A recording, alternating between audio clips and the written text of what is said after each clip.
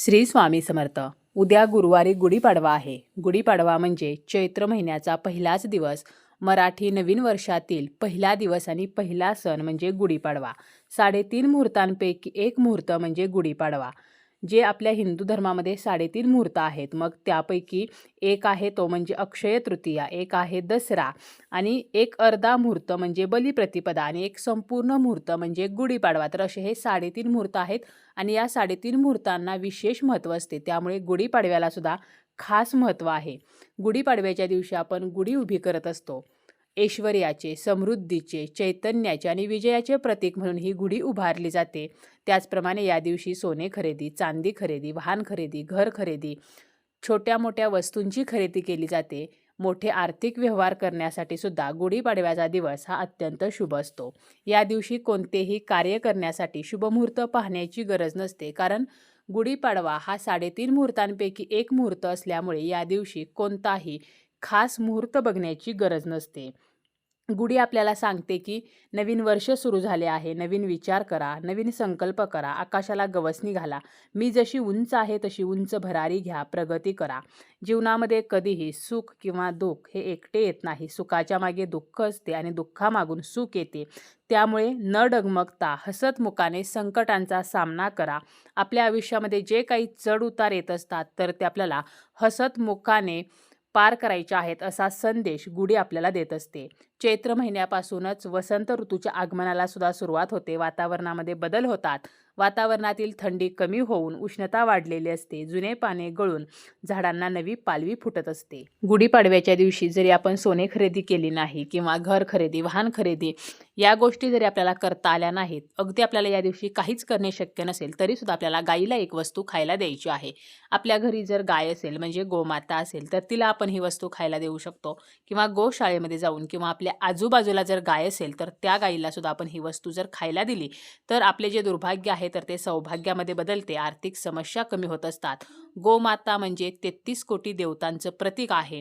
जो व्यक्ती गोमातेची पूजा करतो, गोमातेची सेवा करतो, तर त्या व्यक्तीचे भाग्य हे चमकते असे सुद्धा म्हटले जाते. हिंदू धर्मामध्ये गाईला कामधेनू म्हटलेलं आहे. गोमातेच्या शेणामध्ये लक्ष्मीचा वास आहे, तर गोमूत्रामध्ये गंगेचे वास्तव्य असते. त्याचप्रमाणे गाईचं जे दूध आहे तर हे दूध सुद्धा अत्यंत पवित्र असते. तर अशा या गाईला आपल्याला गुढीपाडव्याच्या दिवशी म्हणजे मराठी वर्षाच्या पहिल्याच दिवशी या शुभ मुहूर्तावरती एक वस्तू खायला द्यायची आहे.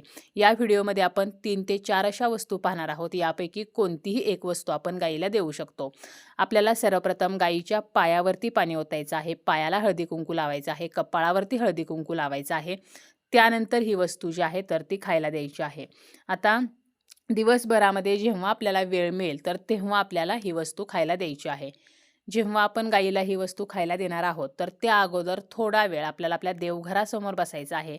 आपल्या कुलदैवतांचं आपल्याला स्मरण करायचं आहे आणि त्यानंतर आपल्या जीवनातील ज्या समस्या आहेत तर त्या नष्ट व्हाव्यात म्हणून आपल्या कुलदैवतांना, आपल्या इष्टदेवतांना प्रार्थना करायची आहे आणि त्यानंतर आपल्याला गाईला ही वस्तू खायला द्यायची आहे.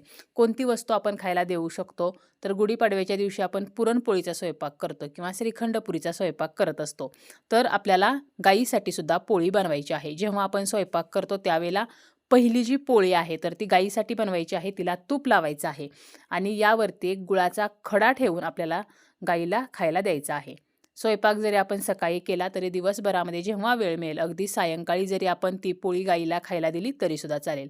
जर आपल्याला पुरणपोळीचा स्वयंपाक करता आला नाही तर आपण काय करू शकतो, अगदी चपाती जी आहे तर ती चपाती आणि त्यावरती गुळाचा खडा तर असा घास गाईला देऊ शकतो.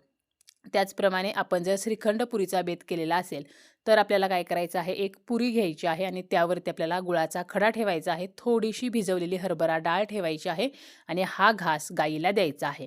यापैकी सुद्धा आपल्याला काहीच करणे शक्य झाले नाही तर फक्त गुळाचा खडा आपल्या उजव्या हातावरती आपल्याला ठेवायचा आहे आणि गायीपुढे आपल्याला तो हात जो आहे तर तो धरायचा आहे.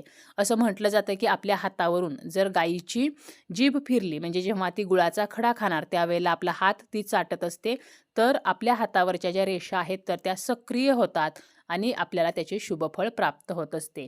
आणि हे आपल्याला काहीच जरी करणे शक्य झाले नाही तरी मुठभर हिरवा चारा आपल्याला गुढीपाडव्याच्या दिवशी गाईला खायला घालायचा आहे. यामुळे गोमातेचा आशीर्वाद आपल्याला प्राप्त होतो.